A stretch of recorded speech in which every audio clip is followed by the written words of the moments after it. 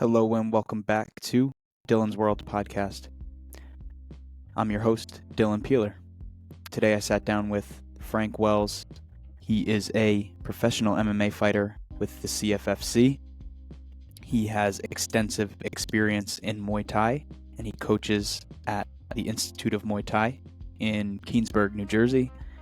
And he is the owner and operator of Evergreen Nutrition Counseling, where he works with athletes on nutrition and also weight cutting. Please enjoy the show. I enjoyed this conversation. All right, cool. All right, we're rolling. Do I sound good on your end? Yeah, it's all clear. All right, cool, man. Well, thank you for doing this. Yeah, of course, man. Anytime. Yeah, we worked at Best Buy together in high school. I think your MMA journey started there, or at least Muay Thai. Why don't you give people a little bit of a background on your path with fighting and how that started? Yeah, so trying to think when we worked together, that had to have been like 2010, 2011, where I was like just starting to kind of figure it out. There wasn't a whole lot of MMA gyms around here, so it was like I was going to like a Krav Maga gym and then a wrestling club and then a jiu-jitsu gym, and I was like running all around like three different places trying to get everything going. And so I was just kind of running around like that. And then 2014, fast forward, is where I found the Institute, where I'm still at now. And then they kind of merged with the wrestling club. And then the jiu-jitsu gym moved to a place that had an MMA program. So like that started to come together. And I had started competing in like 2013, where I was still running all around, but that really wasn't cutting it. So once I found a legit Muay Thai gym and a good Jiu-Jitsu MMA place, that's where, started to find some success, at least. Yeah, Mike's a great dude at the Institute. Yeah. So what was the why'd you even want to fight in the first place, you think? Why was what was the drive there? You just love like competing, or? Yeah, definitely. So I played sports my whole life, like baseball, football mostly. And I did enjoy that. Enjoy like, having your teammates and your friends and stuff. But I didn't really enjoy the fact that you could do really well, but if the team does bad, you still lose. I like the idea of whether I win or lose just kind of falls on me. And I had trained when I was a kid. I had done some karate and stuff, so I always was into like martial arts and fighting, and competing, but they were kind of two separate things. Like I did some tournaments as a kid, but they were like the point fighting, like no full contact type of stuff.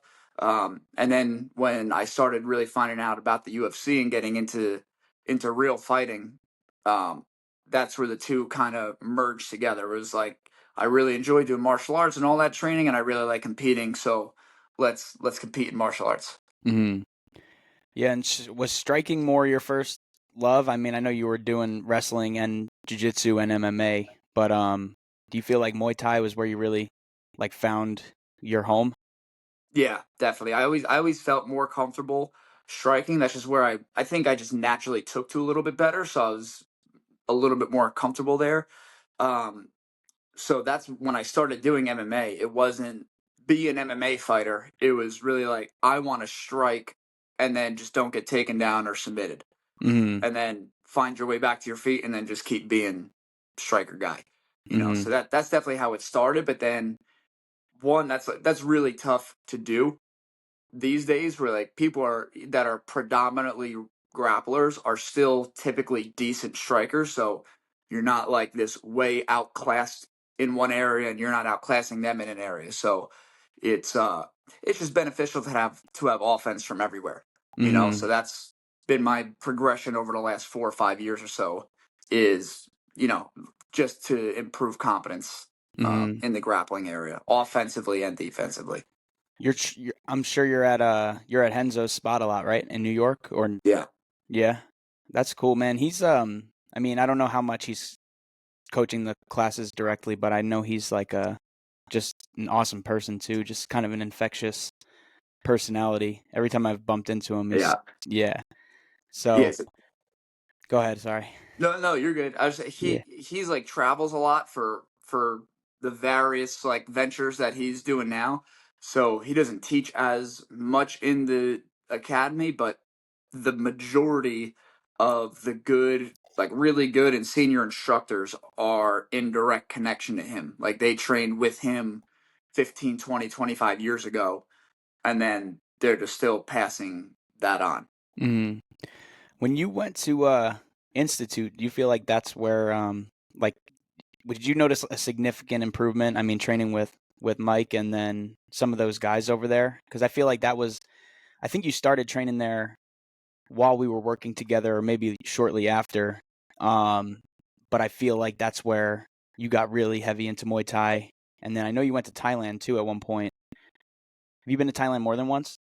Yeah, I've been a total of 3 times now. Okay. Um, the last time was with the whole family, so there was training, but it wasn't going there just for the sake of training. Whereas like the Hmm. first 2 times was like business trip, just living in the gym and hustling and grinding out.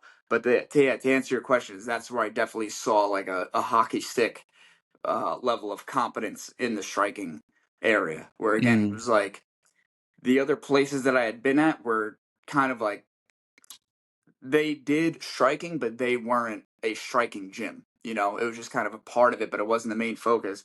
And then I was going with people that are only strikers and they're doing it 4 or 5 days a week, and they're fighting in just Muay Thai.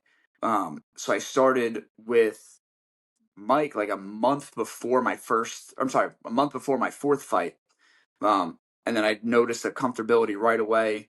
He convinced me to do a kickboxing fight, and then I got my first knockout. I got a head kick in like 30 seconds, and I was like, Oh this yeah. is a good feeling. I think I'm gonna keep doing this." And then that just kind of like addicted me to Hmm. to striking and like to just doing Muay Thai. So it wasn't really like a direct intention of, oh, I'm gonna go in the direction of Muay Thai. It was just those opportunities kept popping up. So it's Hmm. like I'll just do that. That's just the next thing. Yeah. What you have good insight on this, but I feel like a lot of people they know of striking from like their one class at their jiu-jitsu school, and Hmm. it's usually just fucking basic hitting the pads, nothing against it, but it's not real striking instruction. Do you what do you feel like is the difference from going to take a class with like yourself or at the institute with someone else and like or in Thailand for that matter versus the striking that a lot of beginner MMA fighters are seeing or getting? Um, so I being at Henzo's actually helped me a lot with this, both the jujitsu and the striking for MMA instruction is try to like more or less not tell a story sounds corny, but like stick with a pattern of things for a little bit where I feel like a lot of times other gyms are like, today we're doing body kicks and tomorrow is wheel kicks and then the next day is overhands, and then it's like there's no real direction. It's just like you have the combo of the day, and Mhm. then you can kind of like build off of that. Whereas how I try to teach is like, okay, the next 3 weeks we're going to be dealing with guys that are pressure fighters, Mhm. and how do we deal with that? And then it's like we're gonna go over for 2 weeks how to change the momentum of fights so that there's a guy that's pressuring you. How do we flip it and nullify that and then start to pressure him? And then it's like, how do we now? Next is how do we deal with evasive guys when we're trying to be the pressure guy? And then the Mhm. next is like, how do we deal with the clinch guy? And then it's like, so you're just going over different types of things, but we're staying in there for a couple weeks. Whereas like Mhm.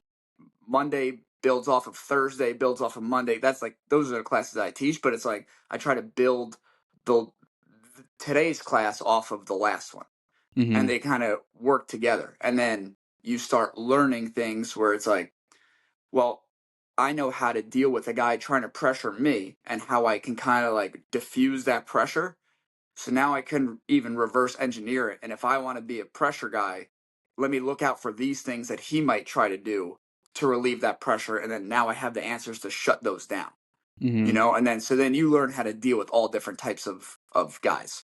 Mm. And for people that are going to listen, what kind of what's your what would you consider your style of striking? I mean, I know you got the heavy leg kicks and generally, but you tell me, like Yeah, what. so I mean, like I do.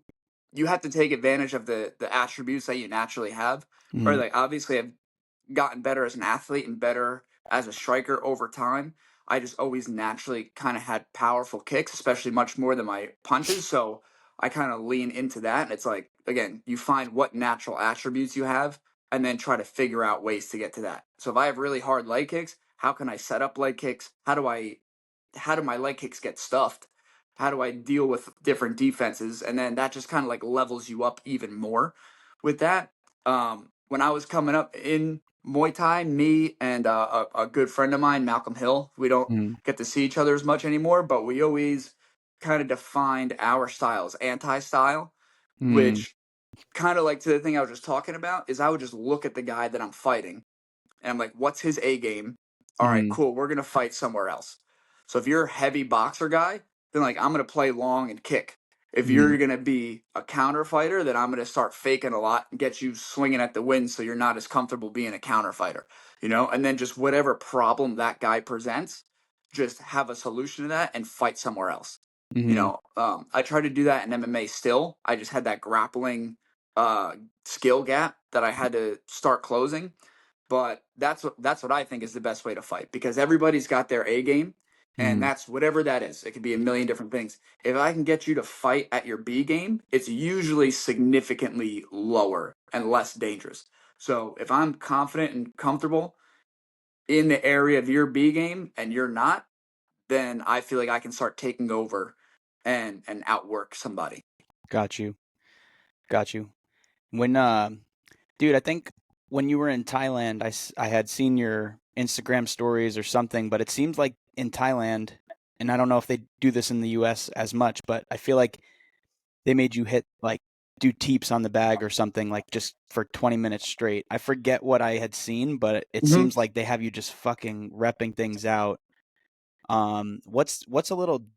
What's different about training in Thailand, like the way that they approach it? Is there a huge gap of difference and obviously a skill and a cultural difference, but Yeah. So I mean the skill I think comes from the ridiculous amount of reps that they put in. Again, it's like I know how to throw a right kick. That guy knows how to throw a right kick. Why is his landing a lot more than mine? It's like, well, he's throwing a million more, so his is just a little bit faster, a little more efficient.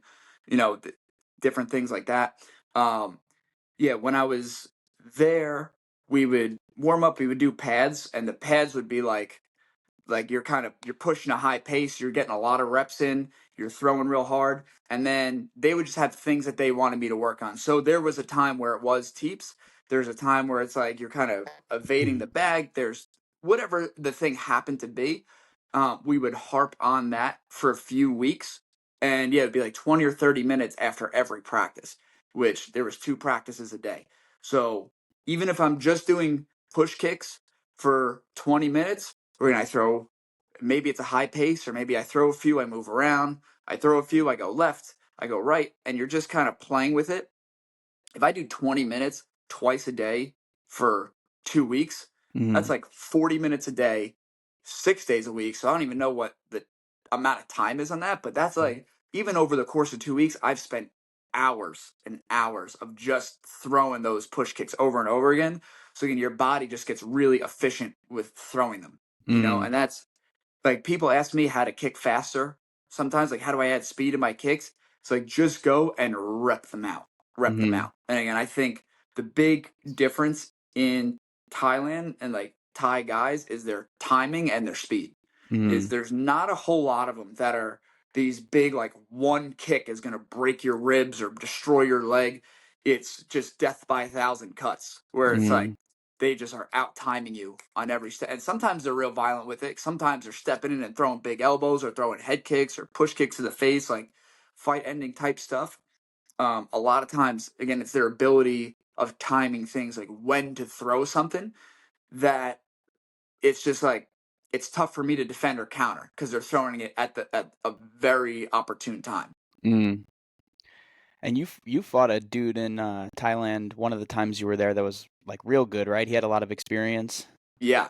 caught you Yeah. with? What did he catch you with in that? You had a nice shiner. Oh yeah. Yeah. I had a head kick. Oh, this is Muay Thai with MMA gloves on, and Okay. that was 2017. So I was like 22, almost 23, and they were Mm. like, "Do you want $600?" And I was like, "Yeah, that's a lot of money." Like, they're like, "Cool, you're gonna fight this guy. You can't spell or pronounce his name. You're just gonna like see him, and that's it. Like you don't know anything about the guy. You're just figuring it out there."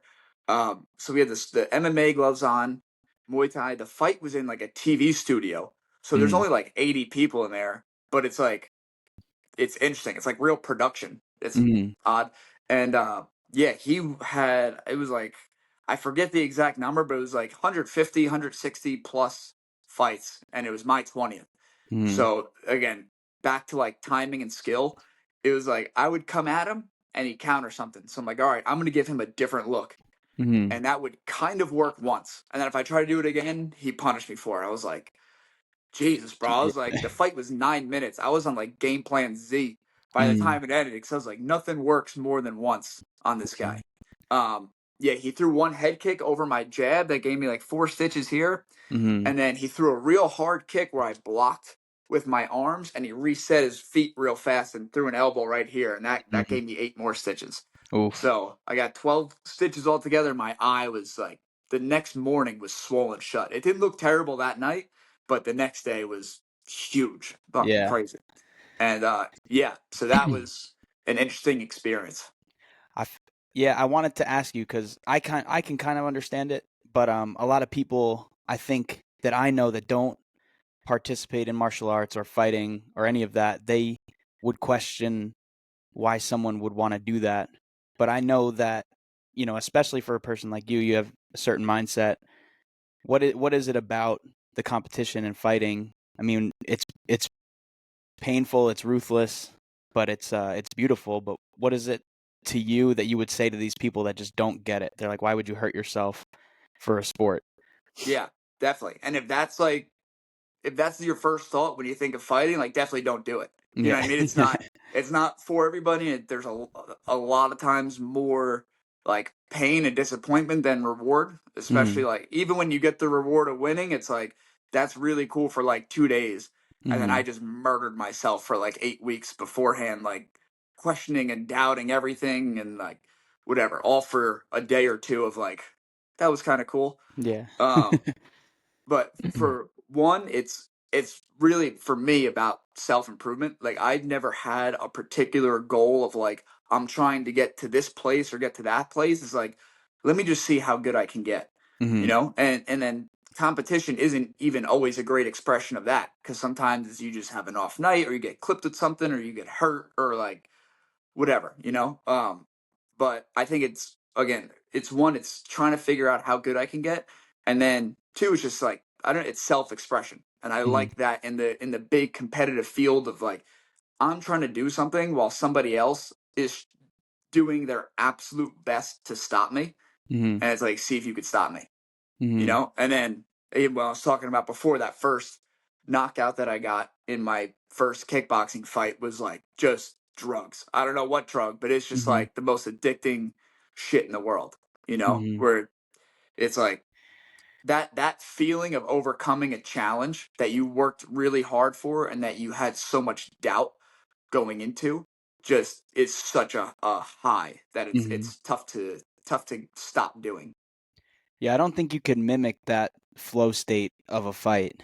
Like you can't. There's no, and the adrenaline. Does that ever cool off the adrenaline rush beforehand, or is it still equally as intense and nerve wracking like throughout? It's still there.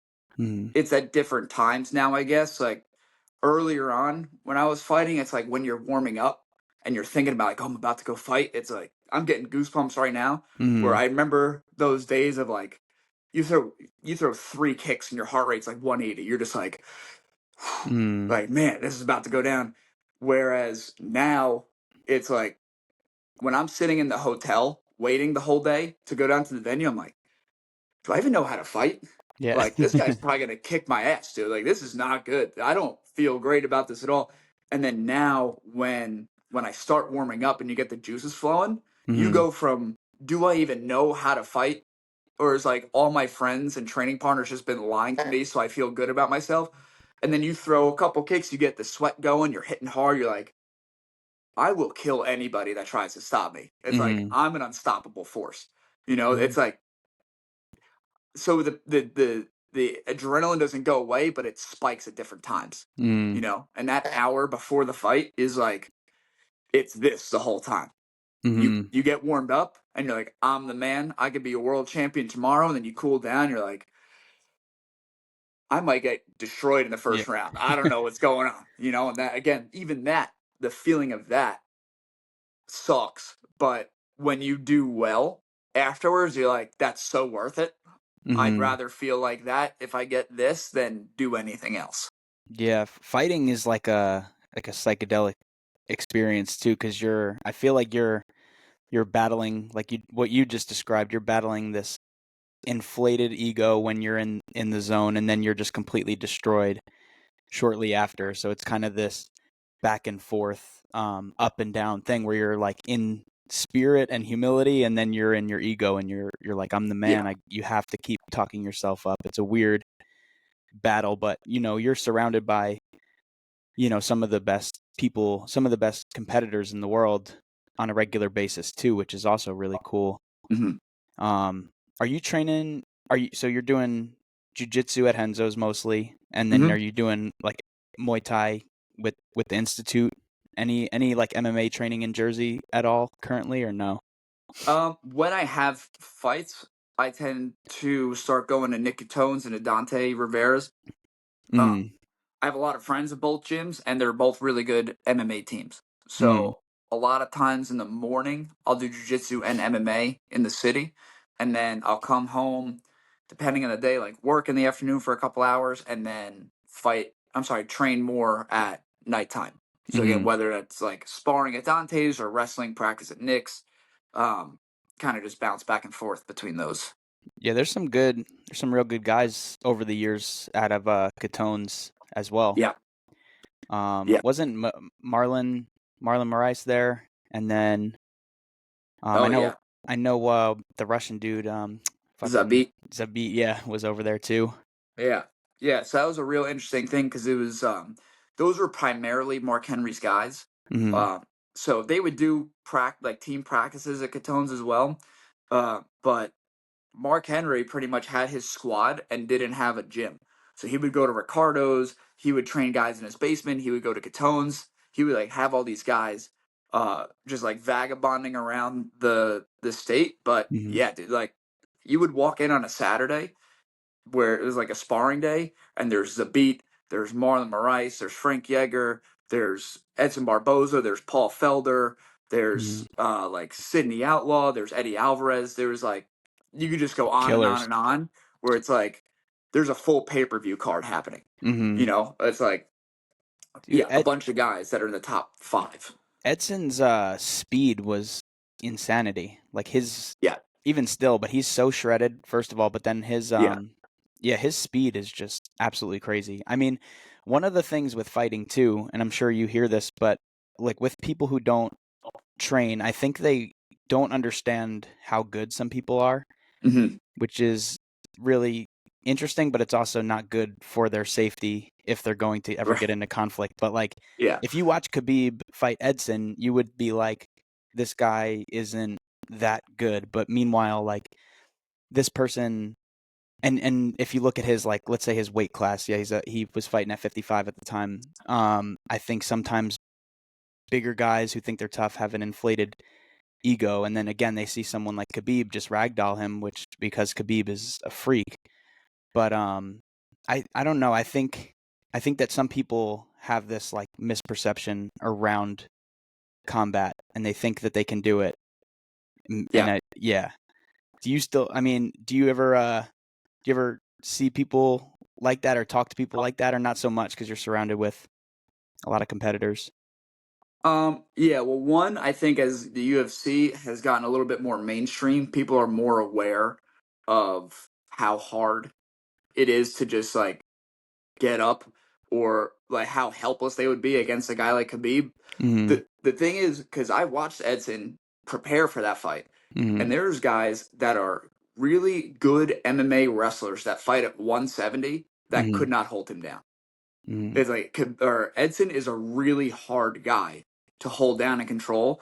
So it's not, it's not, oh, I could just hold this guy in place. It's no, Khabib is that good. Mm-hmm. Khabib is like beyond good, Mm-hmm. So it's Edson failing isn't really a marker of him not being competent. It's like this Exactly. Yeah. guy is just in the stratosphere of holding people down, you Mm-hmm. know?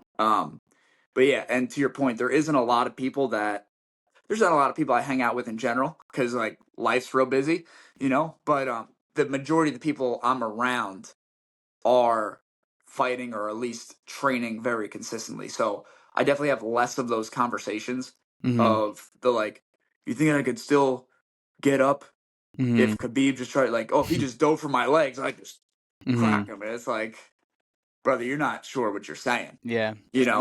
Less bullshit conversations. Yeah. Is for from your perspective, for from like a self-defense standpoint, do you have a list of do you have categories that you would say are most and least effective? I know, just I want this for people who might not train, and I Mhm. work with people who might listen, but just for some sort of baseline, because I also know there's a lot of people who just do jiu-jitsu now. It's very popular, and jiu-jitsu is fucking, my jiu-jitsu is trash. I'd get ragdolled by a lot of people. That being said, I also know some like blue belts who have decent grappling, but they have like terrible striking. And I think Mhm. that when you train Muay Thai too, you get humbled because you realize like if you get punched in the face, it also changes. Like you can't just walk up on someone. If you have decent takedown defense and some striking, um, it's gonna be tough for an average blue belt. Mhm. But I want your vantage point on some of the better things to learn if you wanted to learn how to defend yourself. Yeah, I think it is a bit contextual because like if I'm in a situation and there's a guy and there's also like three of his friends, Hmm. I'm boxing, I'm Hmm. striking. You know what I mean? Because like taking somebody down just puts my head at someone else's foot level to punt my face off. So Hmm. like at that point you want to be able to hurt somebody and then look at your next target or just be aware of multiple targets. With that being said, if it's just me and you, I would definitely favor the wrestling and jujitsu side of things. Hmm. Because again, if you're not doing it at like a high level amateur professional level, if people are just swinging, it's a coin toss. It's like Hmm. even if you don't know anything, and I've been doing Muay Thai for 2 years, if you just start swinging or like it's just chaotic, there's a chance you could clip me with something. Whereas if I have good control and I could grab you and hold you on the ground, there's no like lucky thing you're gonna do Hmm. to stop this. It's like I'm gonna hold you down, and Hmm. then if I'm not strangling you or breaking something, it's just you're gonna be on your back till I decide you can get up. Hmm. So I think again, if it's one on one, I would definitely favor grappling because you can just mitigate a lot of danger. Hmm. Nobody's that strong on their back to be like hitting you hard while they're Hmm. laying flat on the ground and they can't really build up energy. Hmm. So there's probably more detail I can go into, but that's like the shorter answer. Understood. Yeah, it's and again, people who don't know martial arts sometimes I think have this idea that they know how to defend themselves. And I think what part of the benefit of learning some sort of fighting is also that you get like you as long as you're not like fucked in the head, you might gain more humility and Yeah, realize that I don't want to scrap with someone. Like even as good as you are, there's plenty you've trained with people who way above your level. You don't want to you wouldn't like it changes the way you perceive situations. But yeah. People are way more dangerous than they look. Like there's mm, a bunch of guys that are just like middle-aged, waspy-looking dudes that mm, just murder people, and you're mm, like, I would have no idea that you had any danger for me inside of you, and then you see them like dominate good guys that are big. mm, You're like, that's why you got to watch, how you're acting around who, because again, this day and age where people are trained, is like anybody, whether they look tough or not, can be very dangerous. Mm-hmm. And I mean, you seem too to have not as and this is why I wanted to talk to you also, but again, people look at fighting as kind of a brutal sport, but I think there's just something so almost like spiritual about it, and I'm Mhm. sure you have but you're not like the most let's say aggressive or assertive person. Like if you hang out with Right. when I've hung out with you, you're chill, you're just chilling. Yeah. I think there's still some of that assumption that it's such a brutal thing, but you also had do you have like a meditation practice you do before you get into the octagon or the ring, or you used to do some sort of breathing thing? Am I hmm correct about that? Yeah. Yeah. Um, Back in the day, I didn't have as much belief in it, but somebody said I should do it, so I was doing it for the sake of that. And I don't think that it hit me as hard, where I was just kind of like doing some affirmation type stuff.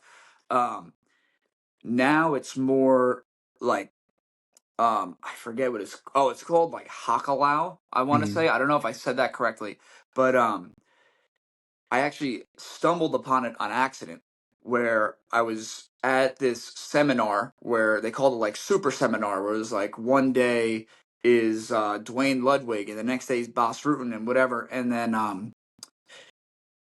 one of the guy that was supposed to do something on the last day got like a staph infection, so he couldn't do it.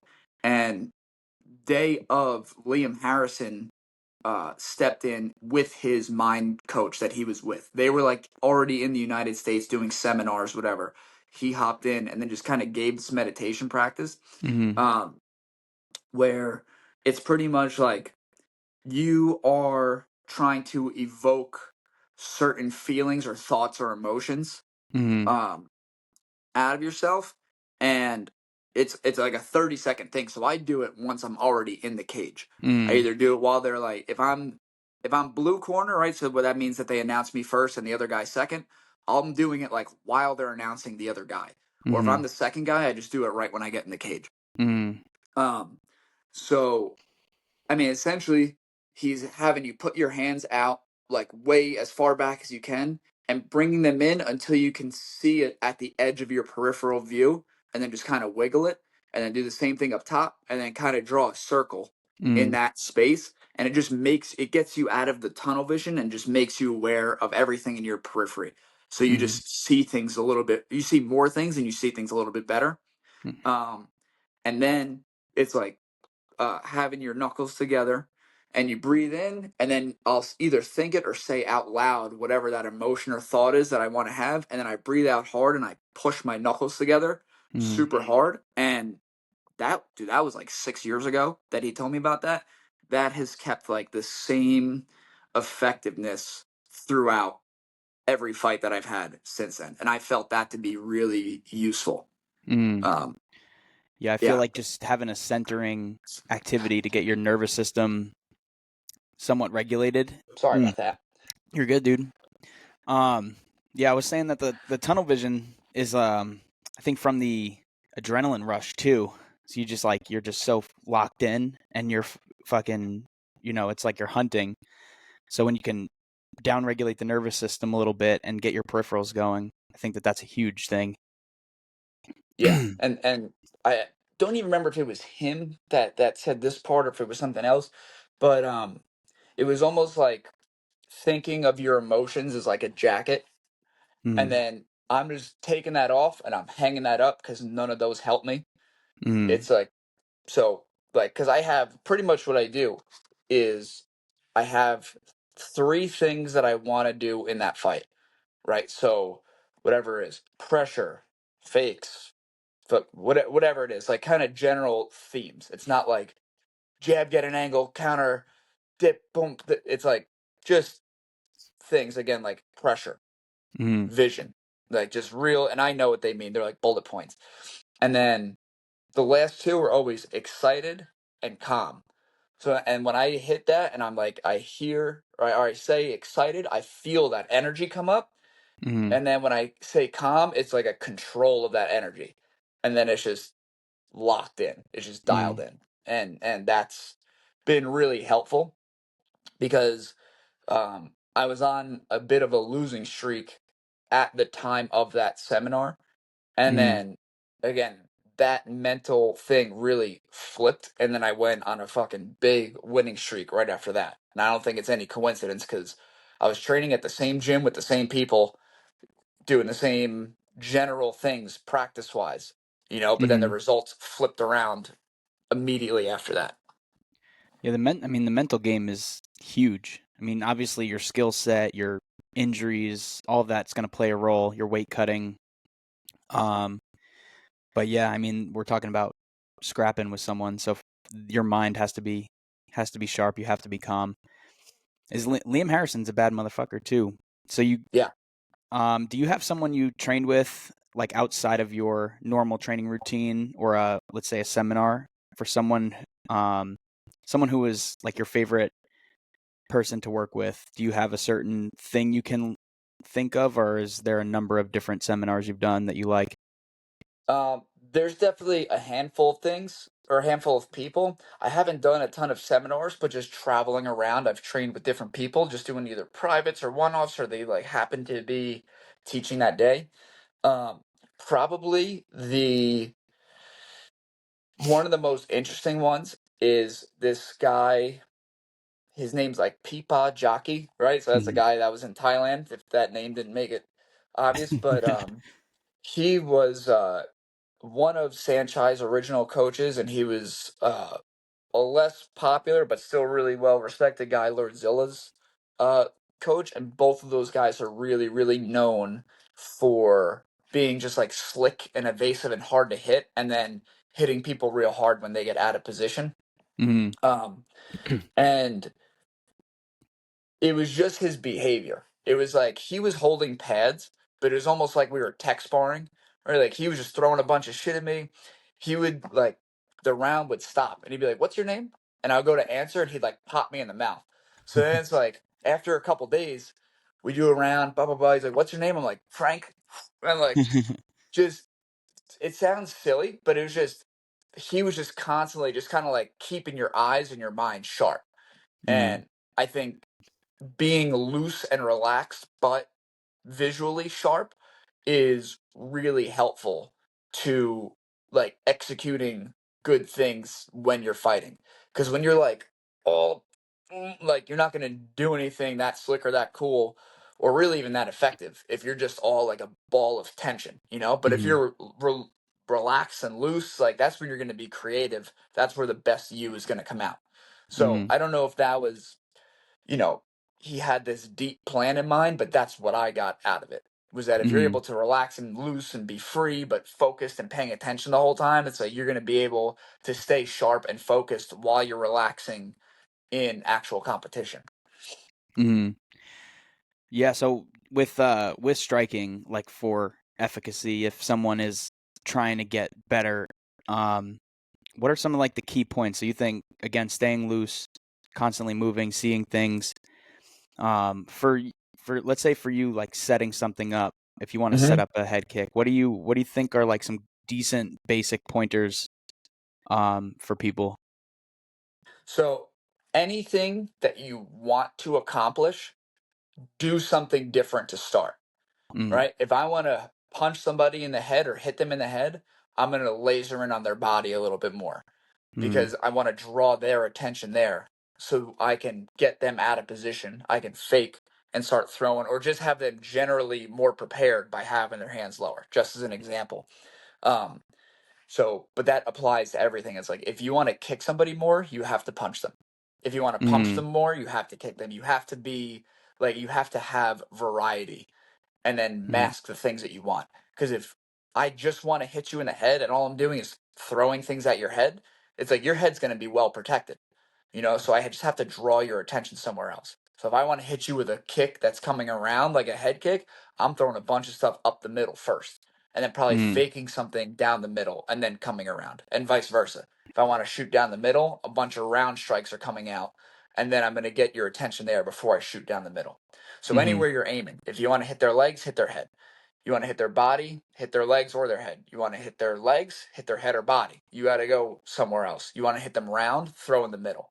You know, you want to throw, or you want to hit them down the middle, throw some round stuff. So Mm. just misdirection. That's the whole thing. I say this a lot, that fighting is really like you're lying the whole time. Mhm. You know, because I just if you know where you're going to be attacked, your defenses are going to be strong there. You know, Mhm. that's like a Sun Tzu art of war thing. That's actually, I meant to mention that before with the anti-style. It's just like, just attack them where they're not prepared. Mhm. And if you're not sure where they're prepared, throw something at a place so they have to be prepared for that. And now you Mhm. can start kind of predict where their defense is going to be. And now you have an answer for where your offense should be. Mhm. Yeah, dude. And a lot of fighting is invisible. A lot of striking stuff is invisible. You're not seeing what people are doing. Same as jiu-jitsu for that matter. Most people see, someone try to rip someone's arm off, but they don't see the setup or the leverage or any of that Yeah. stuff. Which I think is what's really impressive about certain strikers too. I mean, everyone's been watching like the Pereira fights, Mm-hmm. and like you see what he's doing, but I feel like there's so much like that's not seen, which is again part of that almost metaphysical dimension of fighting. It's just a lot of invisible Yeah. things happening, and then you have the mental game, and it's pretty wild shit. Yeah. And then back to like, well, there's two things there. Because there's times where you hit a flow state, and maybe it's like if you're just a lot better than somebody. I haven't figured out why this happens when it happens, but there's times where I'm moving, and I can just look at the guy while we're moving around. I'm like, the next thing he's doing is throwing a low kick. Just Mm-hmm. I can just feel it by how his body's positioned, and boom, he throws it. You're like, fuck, I know what he's gonna do before he does, or before he does it at the least. Mm-hmm. So maybe I should start taking advantage of some of this, you know? And Mm-hmm. then back to earlier, like Para has that ridiculous left hook that's like he punches hard with everything, but that thing seems to have like the touch of death on it. Right. Mm-hmm. So if you're like, I have a really nasty left hook, whether that's intentional or not, it's like my goal should be find as many ways as possible where the end is the left hook. You know, Mm-hmm. you kind of begin with the end in mind of like, Mm-hmm. how do I get to this place where I can end the fight right now? Mm-hmm. You know, and then that's kind of like heuristics that kind of makes the fighting a lot more simple. It's not like he's kicking, I'm punching, I'm going for takedowns, he's shooting, blah, blah, blah. It's like look for a left hook, look for Mm-hmm. opportunities to land a left hook, and then when you see it, boom, it's like it's there. You don't have to overcomplicate things sometimes. Sometimes it Mm-hmm. is, but a lot of the times you don't. Mm-hmm. And then on the fighting note, what about like grappling for MMA versus people who are just doing jiu-jitsu tournaments? What would you say to focus on, and also to maybe not do in MMA versus doing it in a jiu-jitsu competition? Yeah, so if strikes are involved, don't pull guard. Mm-hmm. Someone's gonna stand over top of you and punch your face while you grab their leg Yeah. or whatever it is. The big, and again, this is, I guess, depending on where your skill set is, because in MMA a lot of times the emphasis is to just get to your feet. Even Mm-hmm. if you're the better grappler, you don't want to be on your back. Mm-hmm. One, from a scoring standpoint, it's like if me and if neither one of us do anything, it's pretty clear who's winning in the judges' minds because I'm literally on top and Mm-hmm. you're below. You know, so it's like that's where the scoring's going to go.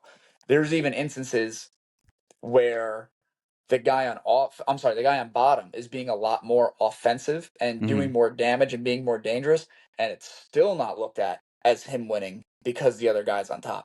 So you have Mm-hmm. to be real conscious of what your priorities are, and it's not holding the guy real tight to you so he can't hit you. It's like everything I'm trying to do on bottom is make space. If I could sweep somebody and get on top, that's really awesome.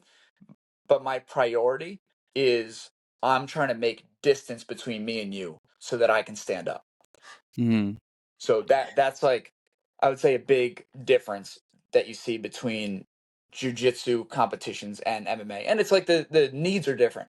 You know what I mean? Like Mm-hmm. I don't need to get up and make space if we're only grappling Mm-hmm. and the goal is to grapple, you know, because a lot of things are more available, again, for sweeps or reversals or wrestle ups when there aren't strikes involved, you know. So it's like I fortunately had a coach that like the head jiu-jitsu coach at Renzo's now has coached a lot of professional MMA fighters, so it was really helpful when I was getting back into the world of grappling. For MMA, I didn't Mm-hmm. always know what was the best for MMA versus just like good all around. So there would be times where he's like, "Hey, you're doing this really well. Keep doing that. This is a little bit more jujitsu specific, but Mm-hmm. it's not going to work that well in MMA. So maybe shelf that Got and you. do that another time." So that was kind of helpful to figure out. Got you. One of the other things too that I wanted to touch on is weight cutting because I know you Mhm. worked with, you've done, I don't know if you had a certification or you just like learned it and were helping other people with it. Because you cut a decent amount of weight, right? Yeah. And Yeah. it seems like you have an effective method of it. What are some of the issues that people have with weight cutting, or do they just not know what the fuck they're doing? It's a lot of that. It's a lot of just lack of preparation. And Mm-hmm. and again, it's not for lack of effort. It's they just don't really know what to do. So they're asking around 50 different people and trying to get different information. And there's a lot of conflicting information. So it's also sometimes like I'm trying to do the research, but I don't know who to trust because I don't know anything. And this Mm-hmm. respected guy is saying this, and this respected guy is saying that that doesn't work and to do this. So it's like it's really confusing for a lot of people. I a long time ago bought Mike Dolce's 3 Weeks to Shredded book, Mm-hmm. which is like basically like a weight cutting book where he worked with fighters, and it wasn't a customizable guide. It was literally just like, this is a guy that I work with, and this is every meal he ate and everything that he drank and every exercise he did for the last 3 weeks before a fight. And this Mm-hmm. was his weight in the morning, this is his weight at night. And so it just kind of gave like a blueprint. Mm-hmm. Um, and then, so Dolce, if people don't know, was the best weight cut guy in MMA slash UFC, where he won 4-time trainer of the year just off of helping people make weight. Mm-hmm. And kind of famously, like doing it with the problem children of MMA, like guys that missed weight a whole bunch, start working with him and made weight every time. And then they Mm-hmm. stopped working together and then they went back to missing weight. It was like a clear difference between when they're working together or not. I got fortunate enough that he stopped doing that because he had children, so he didn't want to Mm-hmm. live in Vegas, working with all the fighters, like and raising his children in Las Vegas. Where he moved back to New Jersey, where he's from, and he Mm-hmm. lives like 25 minutes from me. So he's doing like an in-person seminar. I'm sorry, not even a seminar. It was like a weekend certification, and then later on did a seminar that I did Mm-hmm. both of those. And that really helped me with the process of preparing for a weight cut and then refueling from a weight cut, which is another like not always looked at really important thing. Yeah, because then you're not going into the octagon like super dehydrated and all fucked up from the weight cut. Right. I see Dolce goes to the Russian Banya a lot. I've seen him there a number of times. Mm-hmm. Cool guy. I mean, I moved out here like almost 3 years ago now, which is crazy. So, Yeah. and the Phoenix area has some good spots. I wanted to start training again. I work a lot, so Mm. I want to get back. But there's you have the MMA lab out here. You have Fight Ready, and then an Arizona Combat Sports, another of number of smaller gyms as well. So it's pretty cool. I mean, um, yeah, O'Malley I think is at MMA Lab, and then he has Tim Welch as like his private coach. But that I Mm-hmm. mean, his striking is pretty sick too. So he seems to be doing good. I mean, I know he got worked in that last fight, but he's smart. Seems like a smart guy. Might come back, Yeah. but Sorry about that. we. Yeah. There's Yeah. sometimes, budding almost teenager son, Mhm. it's getting there. Um, but yeah, so O'Malley, again, like a guy who hits really hard, Mhm. tall for the weight class, good speed and vision attributes, and Mhm. then that just lets him be like super creative.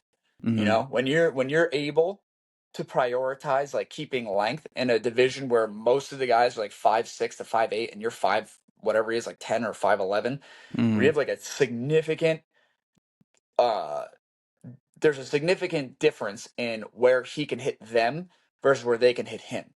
Mm-hmm. And then there's a lot of danger covering that space because he can spark you in one shot.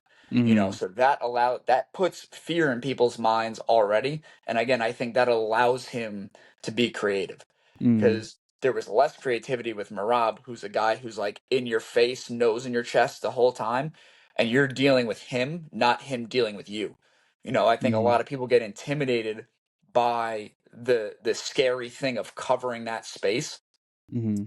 And then he's like, all right, well, if you're going to sit at this range, I'm just going to do whatever I want, and now I can start dribbling a basketball between my legs or like, the show offy stuff that he likes to do. Yeah, and Marab's strength is insanity too. I mean, the grappling, but also Seems just like his it. strength. Yeah. Um. You're just able to run forward and maul people is pretty good. Yeah. Yeah. For sure. Yeah. And O'Malley works with the nervous system stuff a lot too. So one of his personal trainer, Brandon Harris, is a friend of a friend, and I know they do a lot of like visualization, breath work, and all that stuff, which is killer. Especially again, like when when someone's not running forward and just fucking mauling you. Yeah, it's tough to So deal with. yeah. But back to like, yeah, the weight cutting thing, I think that's massively important because you see people who they're just like destroyed. Even at the highest level, you see people who are just destroyed from their Yeah, weight cut. And I don't know if it's just that they're cutting too much weight or again, they don't have proper coaching and information. Maybe a yeah. mix of both. Probably. Yeah, because a Mm, lot of times you don't know how much weight they're cutting. But sometimes you get insight from the guys that are working with them. They kind of will document it. But yeah, you see, like my whole thing is I'm trying to cut weight as passively as possible.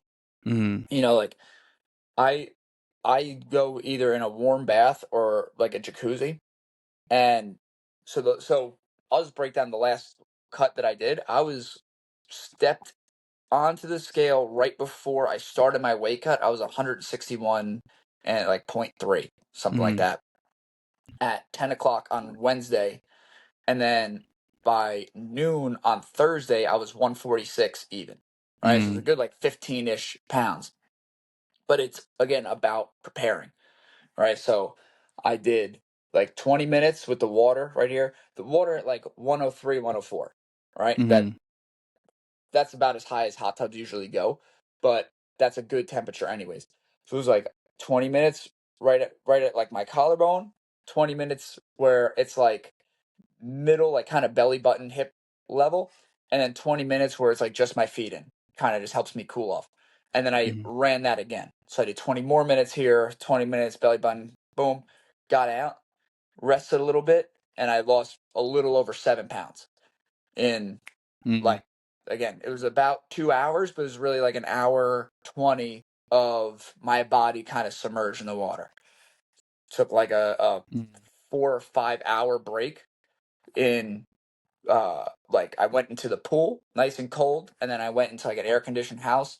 Really lets your nervous system reset. And again, I was like getting cold where my body's Mm. like, I want to heat up, I want to sweat. And that's where you want to get in between. I Got did the you. same process one more time. It was a little bit later, so that it was cooler outside, and I had already pulled out, 7.5, 8 pounds of water out of my body. So I did the same process again, and I lost like 4.5 pounds. Um, and then so that had me pretty close. And then the last set that I did was I was in and out of the sauna where I would go in for like 5, 10 minutes, come out for 5, 10 minutes, and I just ran a couple rounds of that. Went to bed, woke up, went to the bathroom, on weight, 15 pounds, Mm. like that, Yeah, that's and really, really pretty passive because all I did was sit in a jacuzzi for the majority of the time. And the only time my brain even got hot was that little bit in and out in the sauna, which like none of those were long periods of time. mm, Um, so did that. And then the rehydration again, right? So I guess what other people do to cut weight is they throw on plastic sauna suits. They're hitting the treadmill. They're hitting pads. They go into a bath where like one of the top guys is like, you're in a bath as hot as you can take it, as hot as you can stand, mhm. which should be 113, 114, 115. Like that's crazy. That's like kind of Yeah. burning your skin. So you have to slowly get in. because it fucking hurts Mm. to get in. They're in there for a little bit. They get out. They wrap themselves in towels and they're blowing hot air like the hair dryers in the room, and they're sealing the room off, just making it hot. And like, you see people, they're only cutting 9 pounds, and it's like getting blood out of a stone, Whereas like I Mm. did 15, and it was relatively passive. It was pretty easy until like the last 2 pounds or so, you know. And then on the rehydration is like they did ceremonial weigh-ins, right? So Mm. you weigh in just in like a conference room at noon, and then you do weigh-ins on like a stage with a crowd and announcing whatever at 7 o'clock. So you have time to rehydrate and like not look horrible when people are taking the pictures. Um, Mm. I was 146.0 because the weight class is 145. You get a pound allowance, so it's 146 on the dot, even at like basically right at noon. I was one of the first people to Mm. weigh in. Um, and then I left my hotel room to go to the ceremonial weigh-ins at 7 o'clock. I was like 163.5 pounds. It was like in that seven That's hour gnarly. span, I put Mm. 18 pounds on, and I felt great. I was like, dude, I can fight right now. I'm jumping up and down. I'm not, dying. Where again, as you see, Mm. some people are like, they're cramping, they're shaking, they're like not having a good day the whole rest of the day because they Mm. brutalize themselves, and then they get off the scale, and the first thing they do is have like Pedialyte and pasta, and their body's like Mm. trying to deal with dyes and like just low quality processed shit, and it's like, dude, you Yeah. just haven't eaten for 24 hours and you're dehydrated, and the first thing you're putting in your body is red dye 40 and pasta from like Giovanni's around the corner, you know what I mean? Yeah, just because you're fucking hungry and you think that it's stupid though, because even I've done like intermittent fasting, and even if I'll break, or like let's say like a 24-hour fast, even if I break that fast with shitty food, I feel horrible. Yeah, Let alone if I'm cutting weight and I'm dehydrated and I'm like my minerals are all depleted. Yeah. yeah, you So gotta plug that back in the gotta way it went you out. yeah, you gotta know how to fuel yourself. I'll have a few more questions before we wrap it up too. Yeah, One thing I'll say before that though is I like the guys at the institute, dude, because you guys everyone was cool. Like I remember I was doing you always clinch every day. I remember I'm clinching with hmm like Chris, and he goes, and I was asking him for like some advice on how to like break out of his thing, and he's like, I don't know, just fucking do it. And I was like, all right, I actually appreciated yeah, I actually appreciated that. And then I remember someone telling me too, I forget if it was you were talking about it, but someone broke their hand in a fight, and they were asking you in the corner, and you were like, just chuck it. Just fucking throw that thing. yep, I don't know, yeah, but I yeah, I don't know. I like that. Sometimes you're thinking too much. You're like, what should I do? It's like you're fighting, you're training, just kind of figure it out. Obviously, you need some specific instruction, but I do like that approach. Some cool dudes, and just you know, I like that. yeah, yeah. There's both sides because obviously being technical is the right thing, but I get stuck in Hmm. this sometimes too, especially in jujitsu, where I'm like, okay, first I go here and then I go there, and then the next thing, and the guy's like already starting to do other shit. It's like sometimes like just move, man, just grab something and turn your hips and like just go, Hmm. and you need to do that to win little battles. Yeah. I was Yeah. trying to rack my brain because I remember I was definitely cornering when someone broke their hand. It was Alex Bank, who I think lives in Florida now. Oh Um, shit. Yeah. but yeah, he was like, "I broke my hand. What should I do?" I'm like, "It's broken already, brother. What are we doing?" You know what I mean? Do you want to just stand there and get your ass kicked with a broken hand, or like just chuck it? We'll deal with that later. Hmm. It's not unbreaking if you don't throw it. Hmm. Have you broken your hands a number of times or in your fights, or you tend to keep them in check? No, I've broken my right hand a good chunk of times. Um, Mm. I want to say 4 times. Mm. At least four. It might be more that I broke in my right hand. It's essentially the same area. It's like my first break ever was here, and the rest have been on the bone. I don't know if you could see like the little bumps that are in there, but my Mm. hand's a little bit like malformed. An X-ray looks crazy because my index finger Like this bone is like double the thickness of the rest of the bones in my Oh hand shit. from like the calcium. But then, Mm. and then again, back to like, I broke my hand in the first round of a fight, of an MMA fight, and I dropped the guy with an overhand. I ran in to follow up, and he covered up, and I was running forward, throwing the hardest punch I could, and right into the tip of his elbow, and like Oh, dude. compressed my bone, like broke it.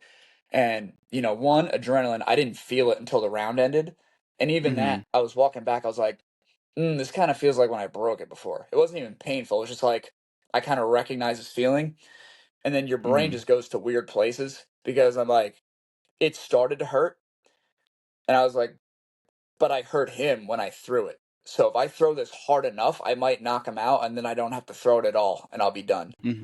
And that Mm-hmm. was not the best idea because I didn't knock him out. I just hurt my hand more. But it was like Yeah. your brain just goes to like this weird survival thing where it's like, I know this is fucked, but you might get him out of here, and then he'll leave you alone if Mm-hmm. you hit him hard enough with it.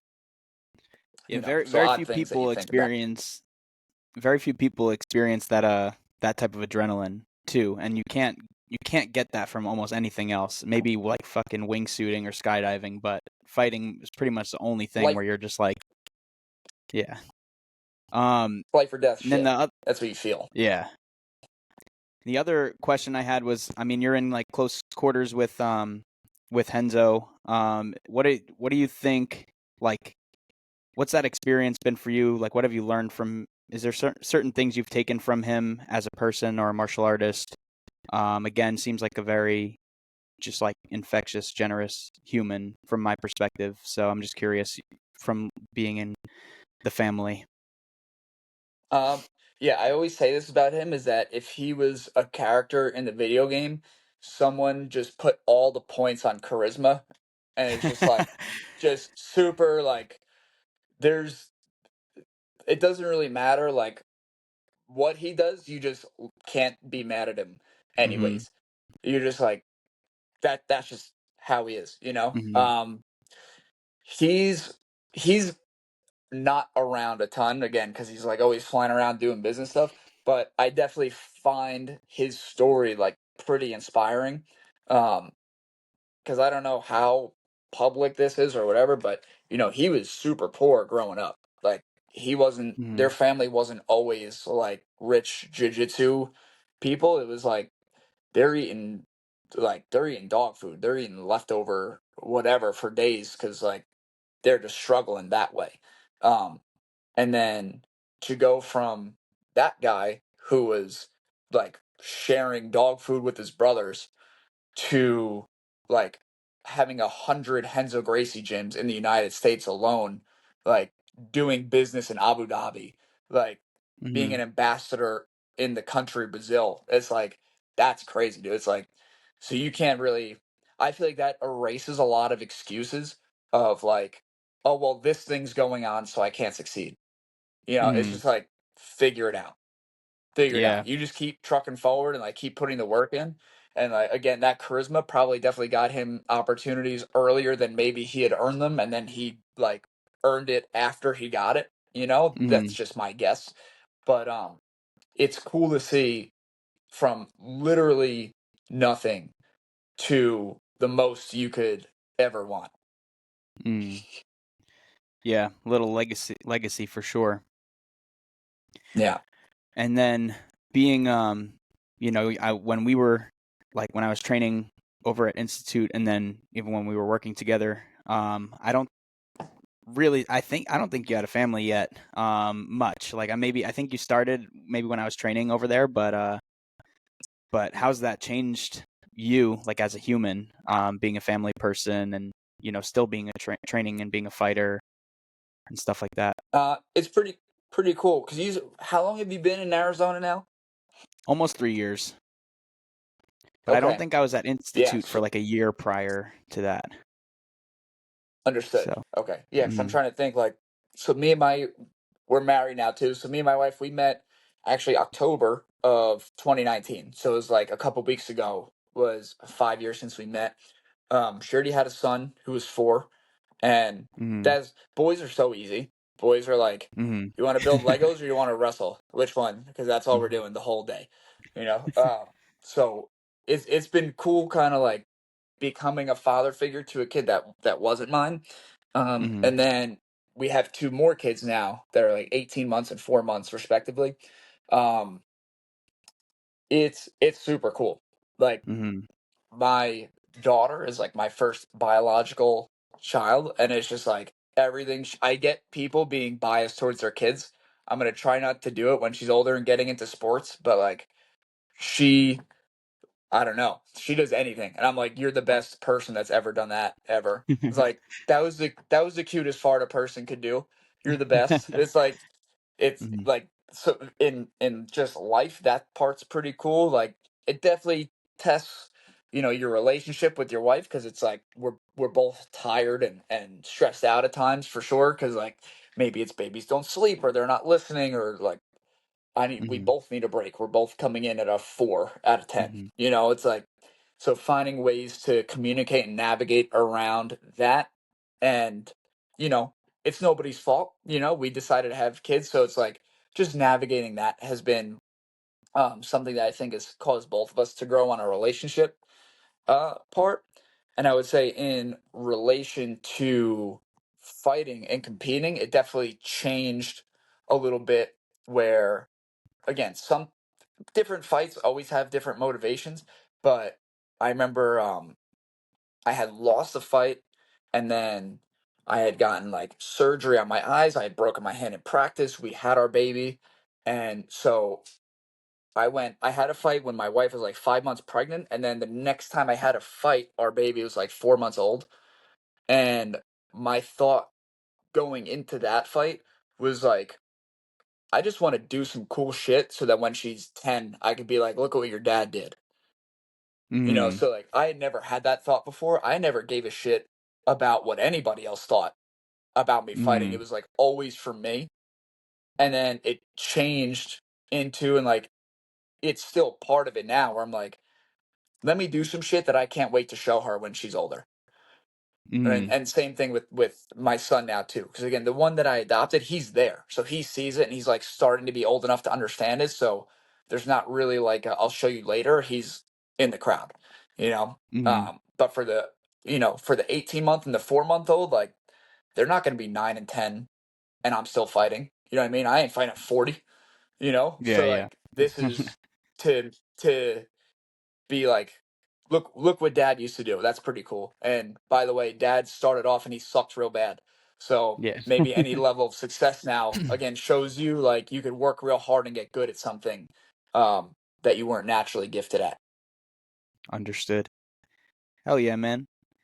Um, well, I appreciate you doing this, bro. I know you gotta take the fam somewhere, and I gotta get to work in a Yeah, little it's all bit. cool. Um, but thanks for talking to me.